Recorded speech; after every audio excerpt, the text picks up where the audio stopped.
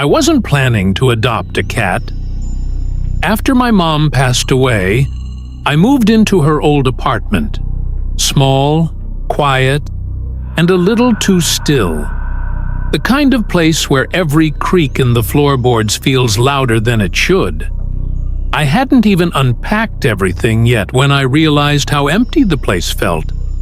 So, on a whim, I visited the local animal shelter and walked out with a scrawny tortoiseshell kitten named Penny. She wasn't the cutest or loudest in the litter, just calm, observant, like she was already sizing the world up. The woman at the shelter told me, "This one chooses you, not the other way around." I smiled politely, but I remembered her saying that later, because Penny was different from day one. The moment I let her out of the carrier, she didn't sniff around or explore the space like I expected. Instead, she walked calmly into the bedroom, jumped up onto the dresser, and sat directly in front of the large mirror that covered the sliding closet door. And she stared, not at her reflection. That's what freaked me out. Her eyes locked on something just behind the glass, as if there was more in that mirror than just the room.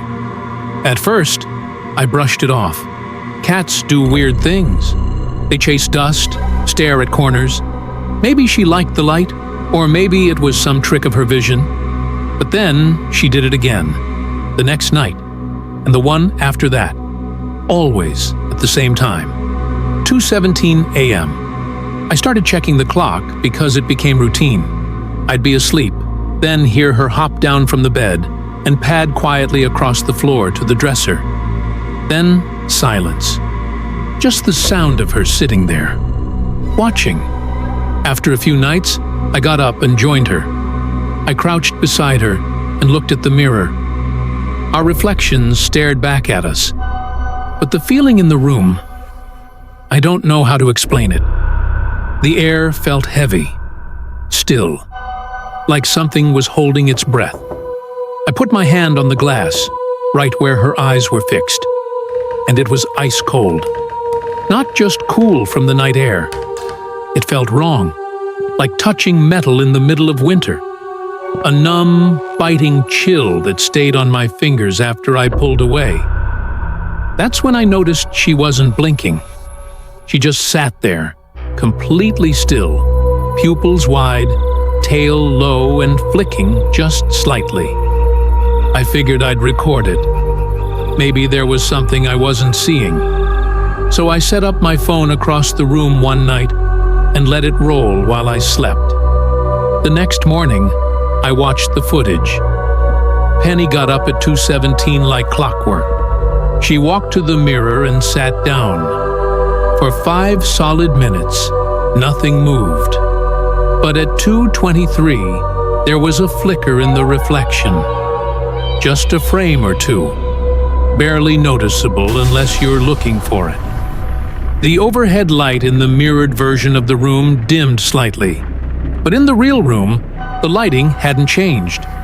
Then, for 1/2 second, I saw something move behind her in the mirror. A shadow. Vague, tall, and unnatural.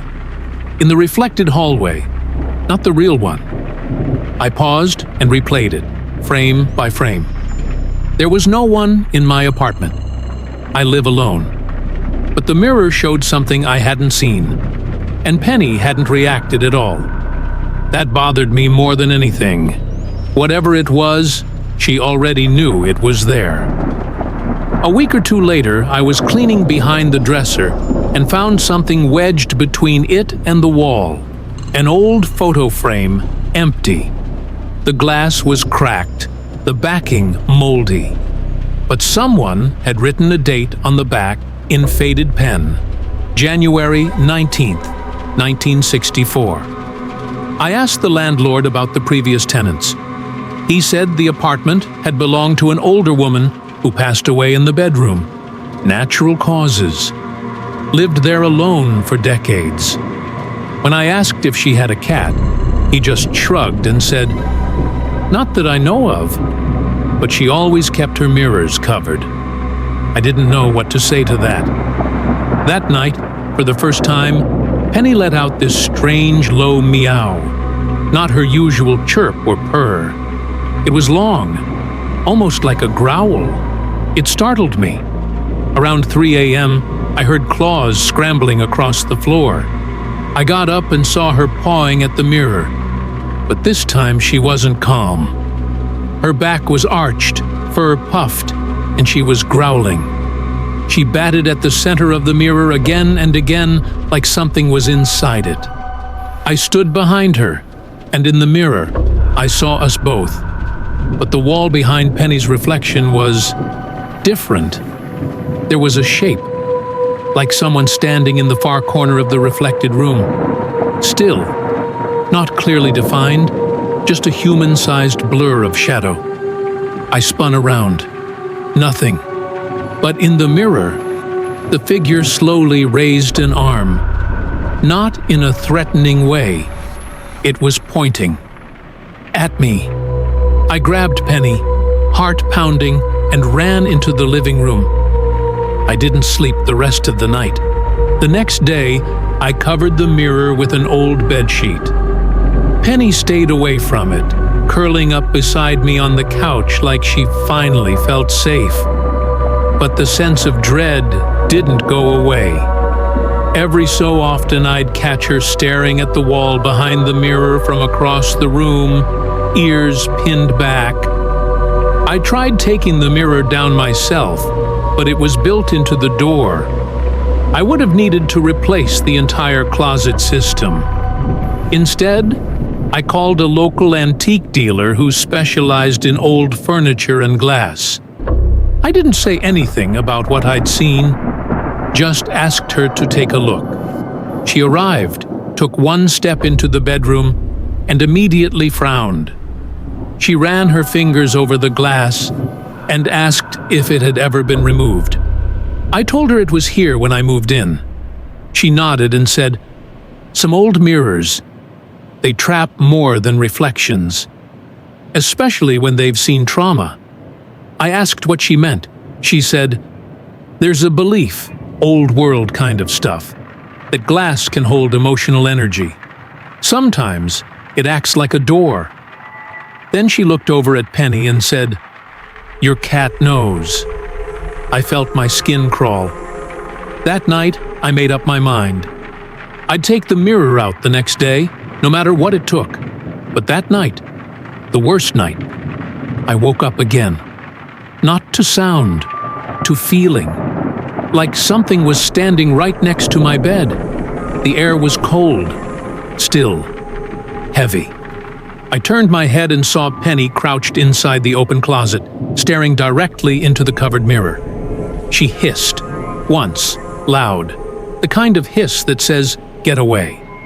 Then, the bedsheet covering the mirror lifted slightly, on its own. No wind, no movement. Just that slow, unnatural rise, like fingers were pinching the fabric from the inside. I jumped up, pulled Penny out of the closet, and slammed the door shut. But the mirror, I swear to you, was still visible in my mind, even when I wasn't looking at it. Like I could feel it watching me. I didn't wait till morning. I pried the mirror off the sliding door with a crowbar. It cracked once, then twice, and then slid forward, as if something behind it had given up holding on. I carried it out back to the dumpster in my pajamas, trying not to glance into the surface as I walked. But even in the dull glow of the alley light, I saw a faint after-image. My reflection wasn't alone. When I got back inside, Penny rubbed against my leg and purred. A sound I hadn't heard from her since the day I brought her home. I replaced the closet doors. No mirrors, no glass, just solid wood. Since then, the apartment has been quiet. Normal.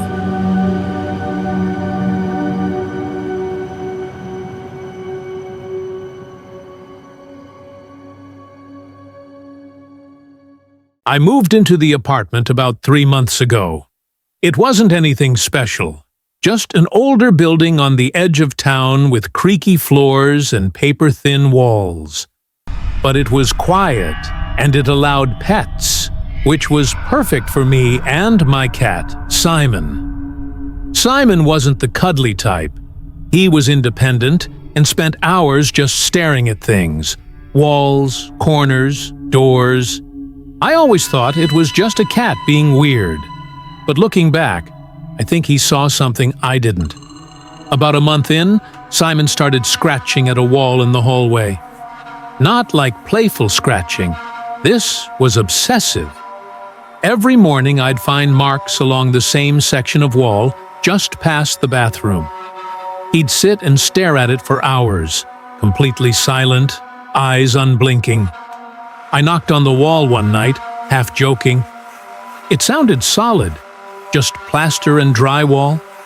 Still, I eventually called the landlord to ask if there had ever been a closet or door there. He brushed me off, told me I was probably reading too many ghost stories. Things got worse the following week. Simon stopped eating.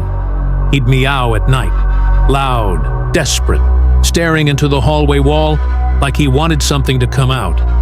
Then, one night, I heard it too. A soft knock from inside the wall. At first, I thought it was a neighbor, but there was no unit behind that wall. It bordered the stairwell, just empty space. I pressed my ear against it.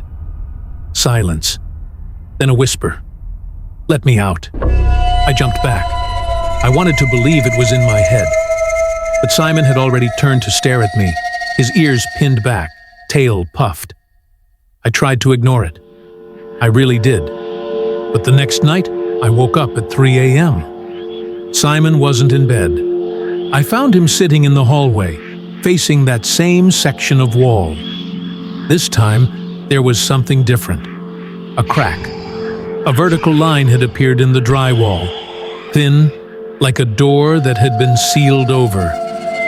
It hadn't been there before. I ran my hand along it, heart pounding. It was cold. Ice cold. Simon growled low in his throat. It was the first time I'd ever heard him make a noise like that. I didn't sleep that night. The next day, I bought a thermal camera out of pure paranoia. I wanted to prove to myself that it was nothing, just a wall, nothing more. But when I scanned it that night, the area Simon scratched showed a heat signature, a human-shaped one, standing perfectly still. On the other side, the shape moved. I dropped the camera. I ran to the wall and shouted, asking who was there. No answer, just another knock. Simon hissed and bolted to the bedroom. That night, I dreamed of a woman behind the wall, pale skin, hollow eyes, holding a cat that looked exactly like Simon, but its face was wrong, twisted, almost human. I woke up to scratching, this time not from Simon. The wall was vibrating. Pieces of drywall crumbled onto the floor, and a gap began to form. I should have run. I should have left. But something made me stay. Curiosity? Stupidity? I grabbed a flashlight and leaned into the opening. Behind the wall was a room, perfectly preserved, dustless, wallpapered in the same style as my apartment, but cleaner, newer, like time hadn't touched it. In the center was a rocking chair, and sitting in it was the woman from my dream. She turned her head slowly and smiled. "You brought him back," she said softly. That's when Simon yowled behind me, sharp, terrified. I spun around. He was pacing, his eyes wide, his fur standing on end. When I looked back into the room, it was gone. Just a sealed wall again. No crack, no chair, no woman. I was alone, except I wasn't. Since that night, Simon hasn't been the same. He avoids the hallway entirely. He won't let me hold him anymore. He paces constantly, staring at doors that aren't there. I feel watched in my own home, and sometimes just before I fall asleep. I hear her voice again from behind the wall. You brought him back, but I don't know who him is. And I'm starting to think the cat in my apartment might not be Simon anymore.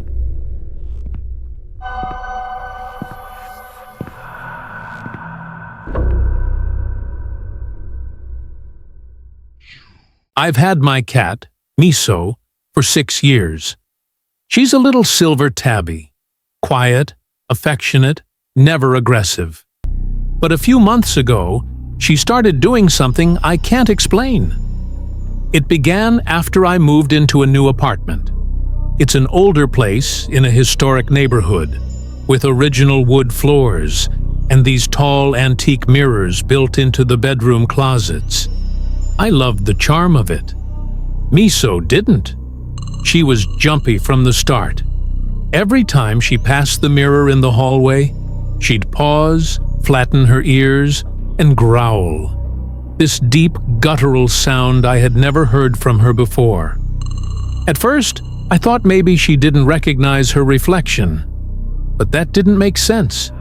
She'd seen mirrors before. Then, one night, I woke up to a horrible sound. Snarling. Claws scratching against glass. I ran out of my room and saw Miso attacking the hallway mirror. Full-on screaming, hissing, back arched, like she was fighting something. But when I pulled her away, the glass wasn't just scratched. There were cracks, small, spreading from the center like impact fractures. That's when I realized something really weird. The point of impact, where her claws hit, wasn't at her eye level. It was higher, about my height. I checked the hallway footage from my indoor camera. There was no one there, just Miso, sitting still for 5 full minutes, staring into the mirror like she was waiting. Then she leapt. I would have let it go, chalked it up to stress. But she kept doing it, always with that mirror. Never the bathroom one, and always at night. One evening, I stood behind her while she stared into the mirror again. I tried to look over her shoulder to see what she was seeing. I even crouched down, lined my sight up with hers. I saw myself. I saw Miso. But then, her reflection turned toward me. Before she did. It was only a second, a flicker, but I swear it happened. After that, I started covering the mirror at night with a towel. Miso calmed down immediately, until 3 nights ago. I forgot to cover the mirror before bed. Around 2 a.m., I woke up to a loud crash. I ran into the hallway and found Miso panting in the corner, eyes wide. The mirror, that thick antique glass, had shattered. A long, jagged shard was sticking up out of the floorboards like a knife, and written in the dust on the floor, like something had been dragged across it, was a single word. No. I moved out the next day. Miso hasn't hissed since, but I haven't put up a mirror in my new place, and I don't think I ever will again. Thanks for watching these 3 true cat and reflection horror stories. If you felt the chills, don't forget to like, subscribe, and hit the notification bell for more real horror stories every week. And remember, sometimes what you see in a mirror or a forgotten room is more than just your imagination.